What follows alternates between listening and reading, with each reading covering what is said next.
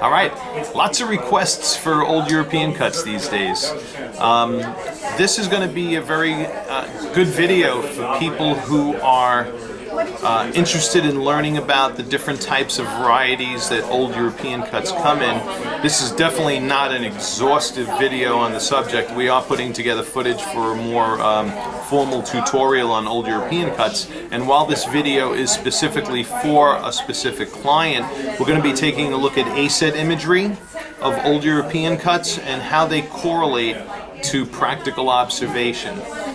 Because the ASET technology, the ASET tool, is a great tool for mapping light performance on a diamond. It shows us very specifically what's going on optically within a diamond, and this is going to familiarize you with some of the many appearances that you could find within old European cuts, and the appearances really cover the gamut.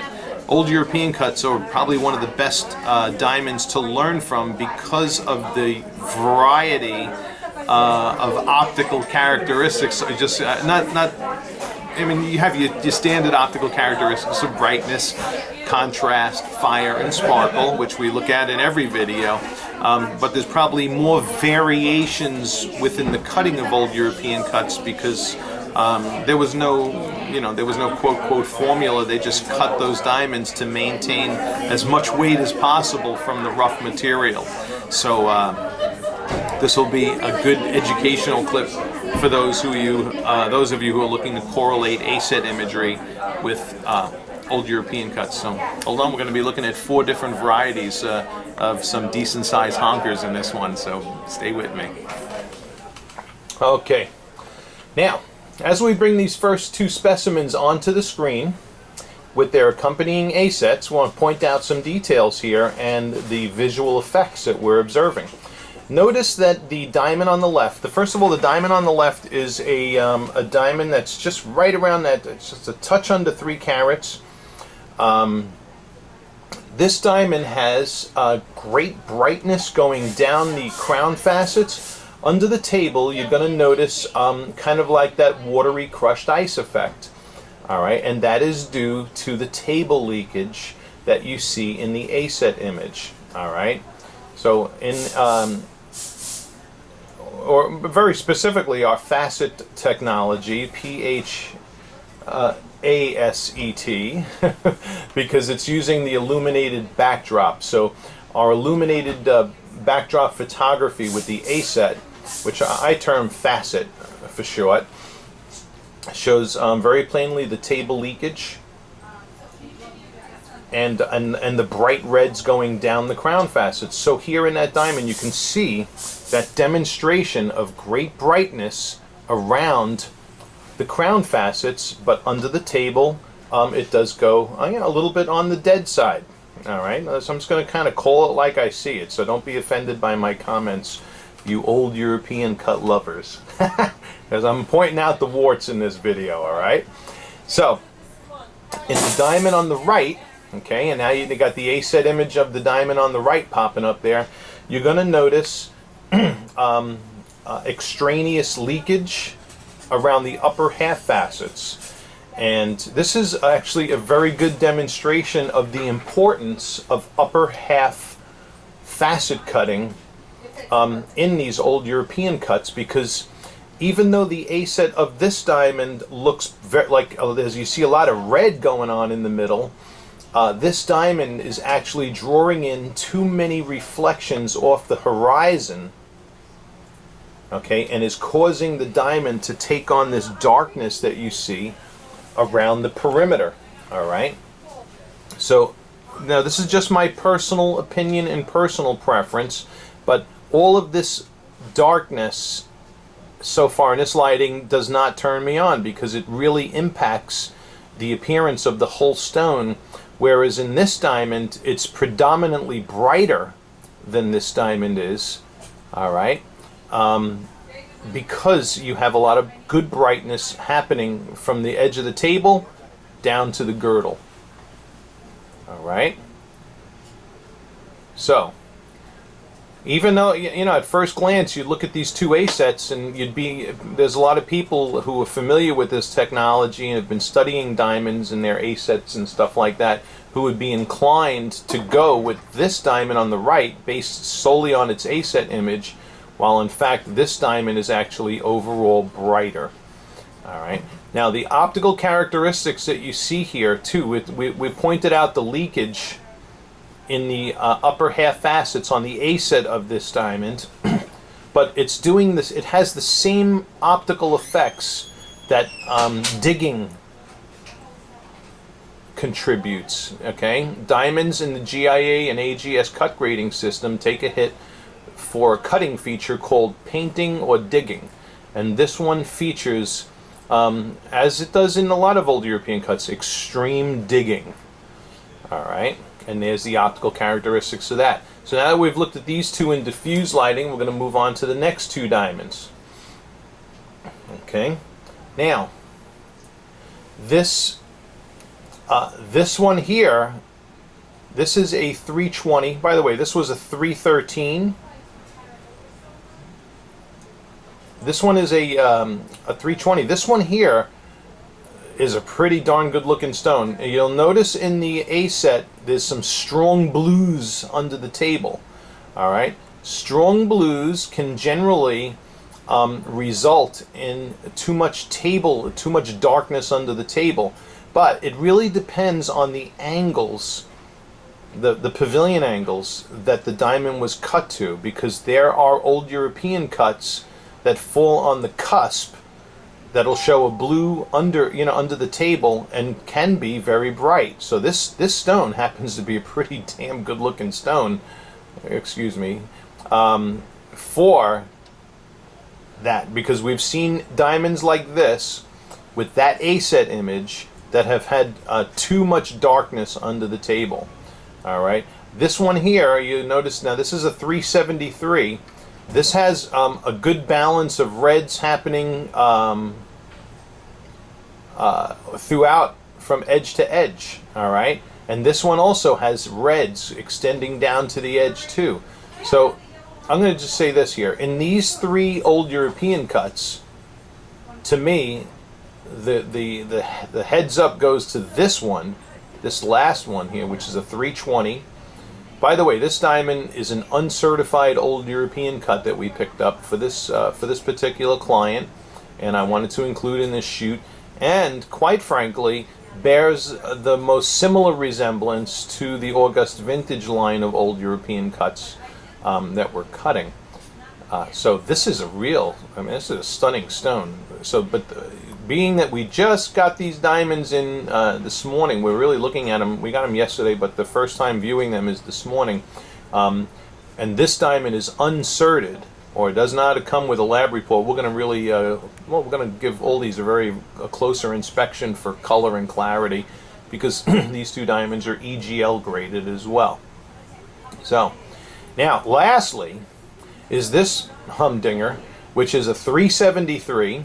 It's an MVVS1 and is a GIA graded old European cut. And this diamond has really beautiful brightness under the table, brightness edge to edge. This diamond is not suffering from the optical characteristics of the first two. Okay, but this bad boy is pushing over 10 millimeters in the size, and we're getting great brightness under the table, edge to edge as well. The ASET correlates with what we're seeing here as well. So for me, if I was narrowing down between these four, based on everything that we've looked at so far, it would be between these last two old European cuts. Okay, and you're going to see they're not without pimples too. Every diamond's going to show some head body obstruction. Okay, so you got there's a little bit of darkness, say, happening there, a little darkness happening in this one over here. So neither one of them are, but they all do that. Even the most perfectly cut diamonds are going to show that. If you look at hearts and arrows, rounds, and everything else, and Solus Ferras, they show a little darkness under the table too. But those two definitely, you know, watch this video back without audio if you don't want to hear my commentary. So let's look at these guys for fire and sparkle, and then we're going to also look at them in natural daylight by the window. Okay, right now we're in our dim spotlighting environment, and we're in the same order. Okay, so we're really just looking at sparkle, scintillation. We're getting some bright reflection under the table of this guy. Nice sparks going around the perimeter of this guy. So you remember, this is the one with the table leakage. So under the table it's kind of dead, but around the side facets we're getting the scintillation. This one we're getting some reflection under the table there. Disregard that glare. Here's that 373, just pumping out big reflections, edge to edge, absolutely gorgeous. Some really nice bling flash in that one. And then lastly, there's that 3 carat 20, which, whew, that's a... Now you know why I cut August vintage rounds. I wanted to see that with a more perfect symmetry from diamond to diamond. Okay.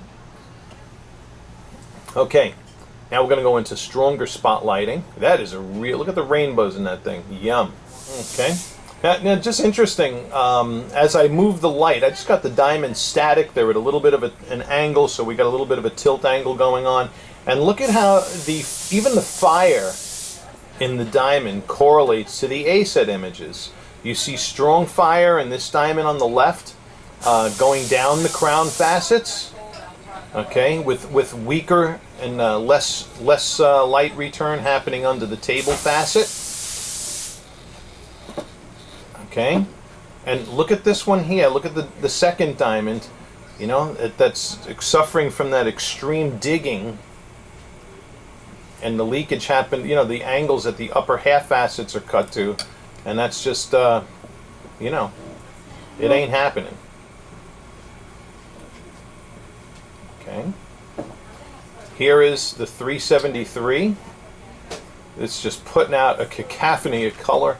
Beautiful optics. Look at the bold reflections of light just popping off of that 373. Absolutely gorgeous. And that last 320, which, man.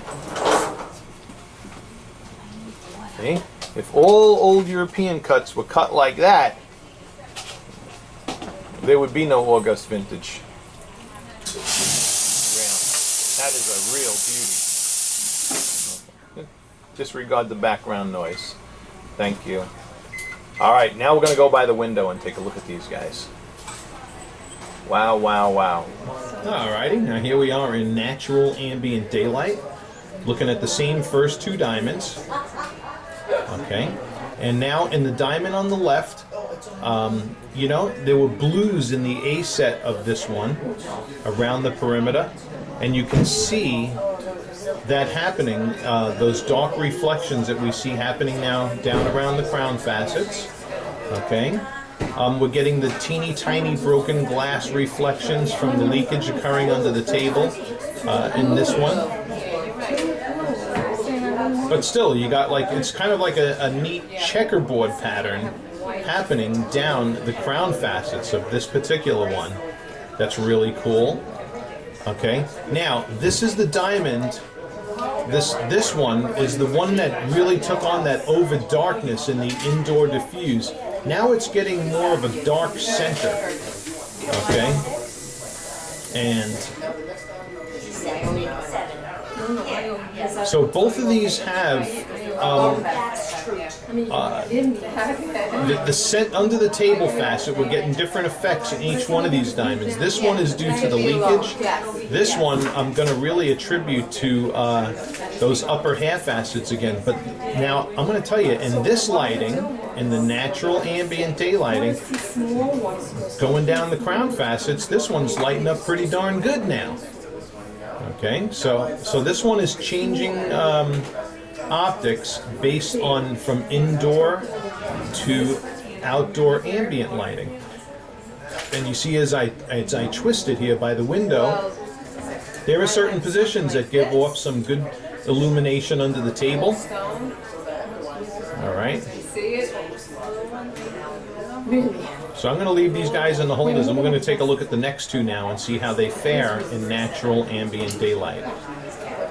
All right, and now with the next two, we got the 320 on the left and the 373 on the right. And both of these guys, you know, I'm liking what I'm seeing in these better. You know, we're getting more bright reflections under the table facet of each one of these diamonds. Although I can see more bright reflections in the 373 than I can in the 320. Maybe here's where we're seeing the result of those more of the blues, say, under the ASET in the 320. Okay, and the 373, just really, I mean, it's got the bright reflections under the table, edge to edge. So, to me, okay, while I would personally probably narrow it down between these two in particular, personally my nod is going to go on the 373, and it's not because of the size whore in me, but because it just, I mean, but that, yes, at angles that 320 lights up amazing. So I'm not going to let go of that one so quick, depending upon which one you choose. But I might give overall the slight nod to the 373 only because of the consistency of its optics as I'm comparing all of the diamonds from one environment to the next. But listen, you know the price. I'm going to give you the pricing on all these. We're going to look in detail at the EGL stones too, just to make sure everything where I think they went wrong in the grading on those and whatnot. And but we'll give you all the other details on these guys. All right, and that wraps this clip up. Thank you for watching. I hope that you've benefited from watching and learning. And great tutorial for to help correlate ASET images with